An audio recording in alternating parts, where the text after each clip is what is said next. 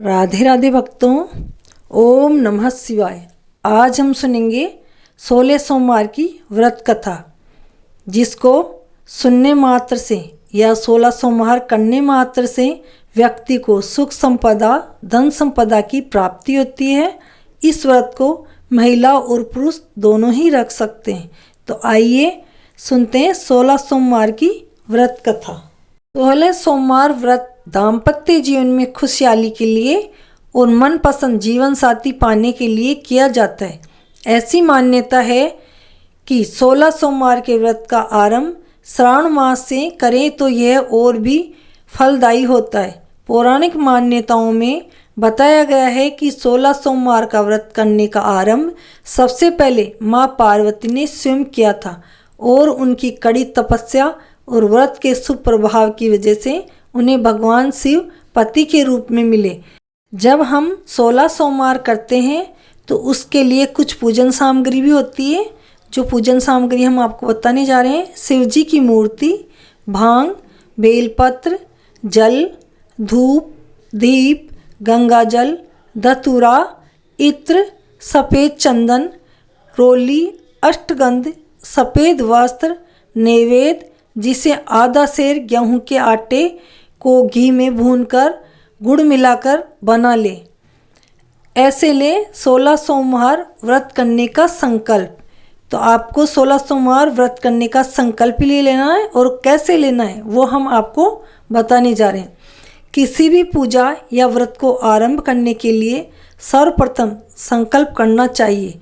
व्रत के पहले दिन संकल्प किया जाता है। इसके बाद आप नियमित पूजा और व्रत करें। सबसे पहले हाथ में जल, अक्षत, पान का पत्ता, सुपारी और कुछ सिक्के लेकर संकल्प करें। सभी वस्तुएं भगवान शिव की मूर्ति के आगे समर्पित कर दें। आइए अब जानते हैं कि 16 सोमवार व्रत में पूजा किस तरह से करें। हाथ में अक्षत तथा फूल लेकर दोनों हाथ जोड़ लें। भगवान शिव का आह्वान करें। हाथ में लिए हुए फूल और अक्षत शिव भगवान को अर्पित करें।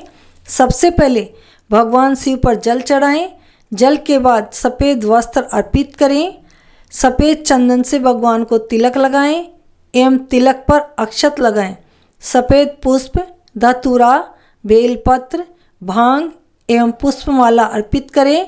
अष्टगंध धूप अर्पित कर दीपक जलाएं। भगवान को भोग के रूप में ऋतु फल या बेल का फल नैवेद्य अर्पित करें। आइए अब सुनते हैं 16 सोमवार व्रत की कथा। एक बार शिव जी और पार्वती मृत्युलोक पर घूम रहे थे। घूमते घूमते वो विदर्भ देश में अरावती नामक नगर में आए। उस नगर में एक सुंदर शिव मंदिर था, इसलिए महादेव जी पार्वती जी के साथ वहाँ रहने लग गए। एक दिन बातों बातों में पार्वती जी ने शिव जी को चौसर खेलने को कहा। शिव जी राजी हो गए और चौसर खेलने लग गए। उसी समय मंदिर का पुजारी दैनिक आरती के लिए आया और पार्वती ने पुजारी से पूछा, बताओ हम दोनों में चौसर में कौन जीतेगा। वो पुजारी भगवान शिव का भक्त था और उसके मुँह से तुरंत निकल पड़ा, महादेव ही जीतेंगे। चौसर का खेल खत्म होने पर पार्वती जी जीत गई और शिव जी हार गए। पार्वती जी ने क्रोधित होकर उस पुजारी को शाप देना चाहा। तभी शिव जी ने उन्हें रोक दिया और कहा कि ये तो भाग्य का खेल है, उसकी कोई गलती नहीं है। फिर भी माता पार्वती ने उस पुजारी को कोढ़ी होने का श्राप दे दिया और उसे कोढ़ हो गया। काफ़ी समय तक वो कोढ़ से पीड़ित रहा। एक दिन एक अप्सरा उस मंदिर में शिव जी की आराधना के लिए आई और उसने उस पुजारी के कोढ़ को देखा।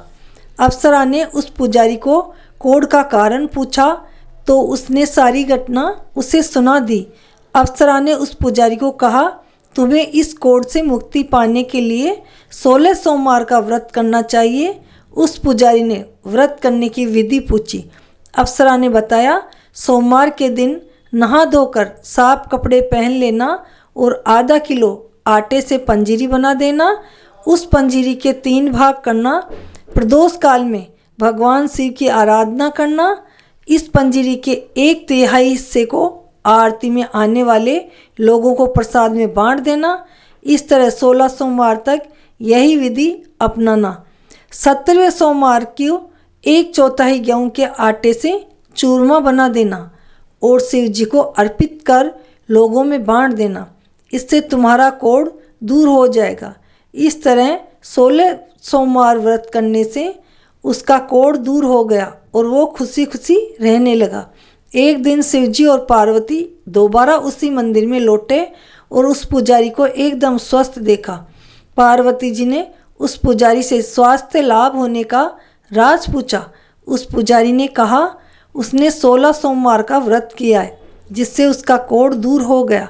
पार्वती जी इस व्रत के बारे में सुनकर बहुत प्रसन्न हुई। उन्होंने भी ये व्रत किया और इससे उनका पुत्र वापस घर लौट आए और आज्ञाकारी बन जाए, क्योंकि माता पार्वती का पुत्र कार्तिकेय माता पार्वती से नाराज होकर कहीं दूर चला गया और वहाँ रहने लगा। तो माता पार्वती चाहती थी कि कार्तिकेय उनके पास वापस आ जाएं और उनके साथ रहने लगें। तब 16 सोमवार करने से कार्तिकेय माता पार्वती के पास आ गए और कार्तिकेय ने अपनी माता से उनके मानसिक परिवर्तन का कारण पूछा, जिससे वो वापस घर लौट आए। पार्वती ने उन्हें इन सब के पीछे 16 सोमवार व्रत के बारे में बताया। कार्तिकेय यह सुनकर बहुत खुश हो गए। कार्तिकेय ने अपने दूर गए ब्राह्मण मित्र से मिलने के लिए उस व्रत को किया और 16 सोमवार होने पर उसका मित्र उनसे मिलने विदेश से वापस लौट आया। उनके मित्र ने इस राज का कारण पूछा तो कार्तिकेय ने 16 सोमवार व्रत की महिमा बताई। यह सुनकर उस ब्राह्मण मित्र ने भी विवाह के लिए 16 सोमवार व्रत रखने के लिए विचार किया। एक दिन राजा अपनी पुत्री के विवाह की तैयारियां कर रहा था। कई राजकुमार राजा की पुत्री से विवाह करने के लिए आए। राजा ने एक शर्त रखी कि जिस भी व्यक्ति के गले में हथनी माला डालेगी उसके साथ ही उसकी पुत्री का विवाह होगा। वो ब्राह्मण भी वहीं था और भाग्य से उस हथनी ने उस ब्राह्मण के गले में वरमाला डाल दी और शर्त के अनुसार राजा ने उस ब्राह्मण के साथ अपनी पुत्री का विवाह कर दिया। एक दिन राजकुमारी ने ब्राह्मण से पूछा, आपने ऐसा कौन सा पुण्य किया था जो हथनी ने दूसरों को सभी को छोड़कर आपके गले में माला डाल दी? उसने कहा, प्रिय, मैंने अपने मित्र कार्तिकेय के कहने पर 16 सोमवार का व्रत किया था। उसी के परिणाम स्वरूप तुम लक्ष्मी जैसी दुल्हन मुझे मिली। राजकुमारी यह सुनकर बहुत प्रभावित हुई और उसने भी पुत्र प्राप्ति के लिए 16 सोमवार का व्रत रखा। फलस्वरूप उसके एक सुंदर पुत्र का जन्म हुआ और जब पुत्र बड़ा हुआ तो पुत्र ने पूछा, माँ, आपने ऐसा क्या किया जो आपको मेरे जैसा पुत्र मिला? उसने भी पुत्र को 16 सोमवार का व्रत करने की महिमा बताई। यह सुनकर उसने भी राजपाट की इच्छा के लिए ये व्रत रखा। उसी समय एक राजा अपनी पुत्री के विवाह के लिए वर तलाश कर रहा था। जो लोगों ने उस बालक को विवाह के लिए उचित बताया। राजा को उसकी सूचना मिलते ही उसने अपनी पुत्री का विवाह उस बालक के साथ कर दिया। कुछ सालों बाद जब राजा की मृत्यु हो गई, वो राजा बन गया क्योंकि उस राजा के कोई पुत्र नहीं था। राजपाट मिलने के बाद भी वो 16 सोमवार का व्रत करना नहीं भूला।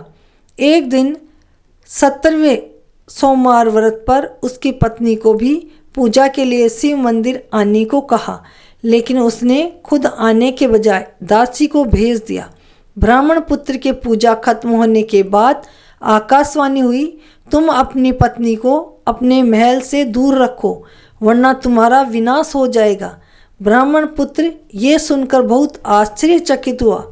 महल वापस लौटने पर उसने अपने दरबारियों को भी ये बात बताई तो दरबारियों ने कहा कि जिसकी वजह से ही उसे राजपाट मिला है वो उसी को महल से बाहर निकालेगा, ये कैसे हो सकता है? लेकिन उस ब्राह्मण पुत्र ने उसे महल से बाहर निकाल दिया। वो राजकुमारी भूखी प्यासी एक अनजान नगर में आई। वहाँ पर एक बूढ़ी औरत धागा बेचने बाजार जा रही थी।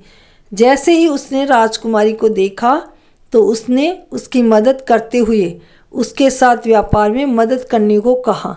राजकुमारी ने भी एक टोकरी अपने सर पर रख ली। कुछ दूरी पर चलने के बाद एक तूफान आया और वो टोकरी उड़कर चली गई। अब वो बूढ़ी औरत रोने लग गई और उसने राजकुमारी को मनहूस मानते हुए चले जाने को कहा। उसके बाद वो एक तेली के घर पहुंची। उसके वहाँ पहुँचते ही सारे तेल के घड़े फूट गए और तेल बहने लगा। उस तेली ने भी उसे मनहूस मानकर उसको वहाँ से भगा दिया। इसके बाद वो एक सुंदर तालाब के पास पहुँची और जैसे ही पानी पीने लगी उस पानी में कीड़े चलने लगे और सारा पानी धुंधला हो गया। अपने दुर्भाग्य को कोसते हुए उसने गंदा पानी पी लिया और पेड़ के नीचे सो गई। जैसे ही वो पेड़ के नीचे सोई उस पेड़ की सारी पत्तियां झड़ गई। अब वो जिस पेड़ के पास जाती उसकी पत्तियां गिर जाती। ऐसा देखकर वहाँ के लोग मंदिर के पुजारी के पास गए। उस पुजारी ने उस राजकुमारी का दर्द समझते हुए उससे कहा, बेटी तुम मेरे परिवार के साथ रहो, मैं तुम्हें अपनी बेटी की तरह रखूँगा, तुम्हें मेरे आश्रम में कोई तकलीफ नहीं होगी। इस तरह वह आश्रम में रहने लगी। अब वो जो भी खाना बनाती या पानी लाती उसमें कीड़े पड़ जाते। ऐसा देखकर वो पुजारी आश्चर्यचकित होकर उससे बोला, बेटी तुम पर यह कैसा कोप है जो तुम्हारी ऐसी हालत है। उसने वही शिव पूजा में ना जाने वाली बात कही। उस पुजारी ने शिव जी की आराधना की और उसको 16 सोमवार व्रत करने को कहा, जिससे उसे ज़रूर राहत मिलेगी। उसने 16 सोमवार व्रत किया और 70वें सोमवार पर ब्राह्मण पुत्र उसके बारे में सोचने लगा, वह कहाँ होगी, मुझे उसकी तलाश करनी चाहिए। इसलिए उसने अपने आदमी भेजकर अपनी पत्नी को ढूंढने को कहा। उसके आदमी ढूंढते ढूंढते उस पुजारी के घर पहुंच गए और उन्हें वहां राजकुमारी का पता चल गया। उन्होंने पुजारी से राजकुमारी को घर ले जाने को कहा, लेकिन पुजारी ने मना करते हुए कहा, अपने राजा को कह दो कि वह खुद आकर ले जाए। राजा खुद वहां पर आया और राजकुमारी को वापस अपने महल में लेकर आया। इस तरह जो भी ये 16 सोमवार का व्रत करता है उसकी सभी मनोकामनाएं पूर्ण होती है। धन संपत्ति, सुख सुविधा, पुत्र पौत्री, पति सभी मिलते हैं और सबकी समस्त मनोकामना पूर्ण होती है। बोलो शंकर भगवान की जय। भक्तों, ये थी 16 सोमवार की कथा। आपको कैसी लगी कमेंट में हर हर महादेव ज़रूर लिखें। अगर आपने चैनल को सब्सक्राइब नहीं किया हो तो कर लें, ताकि जो कथाएं हम आपके लिए लेके आते हैं वो आप तक पहुंच सकें और आप उन कथाओं का लाभ उठा सको। राधे राधे, जय श्री कृष्ण।